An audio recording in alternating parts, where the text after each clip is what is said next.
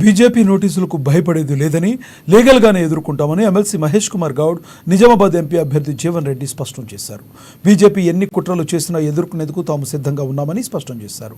BJP BRS రెండు పార్టీలు ఒకటేనని, రెండు లోపాయికారి ఒప్పందం చేసుకున్నాయని వారు ఆరోపించారు.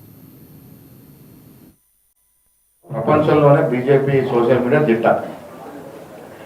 నిన్న వచ్చినటువంటి నోటీసులు సర్వసాధారణంగా ఎలక్షన్లు వచ్చే నోటీసులే. దానికి రేవంత్ రెడ్డి గారి పేరు, మా పేరు, ఎవరి పేరు ఉన్నా మేము దీటైన జవాబు ఇస్తాం. నోటీసులకు భయపడేది లేదు.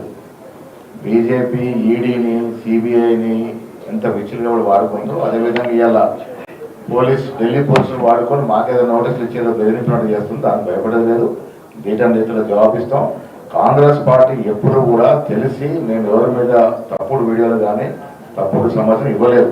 రిజర్వేషన్ విషయం సోనియా గాంధీ గారు వ్యవసాయ కూలీలకు కేవలం నాట్లు కలుపులప్పుడే పని ఉంటుంది.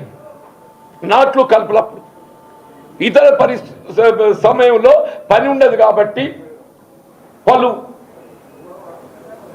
పని లేకుండా మరి నిరుద్యోగులు మిగిలిపోతారు. కాబట్టి వాళ్ళకి ఉపాధి కల్పించిన భావనతో ఉపాధి హామీ పథకాన్ని అమలు చేయి తలపెట్టింది. ఇట్ వాజ్ ఇన్ 2023 ఛార్జీస్ 80,000 కోట్ల బడ్జెట్ 2023. సాధారణంగా బడ్జెట్ పెరుగుతుంది 10%. సాధారణంగా బడ్జెట్ పెరుగుతుంది 10%.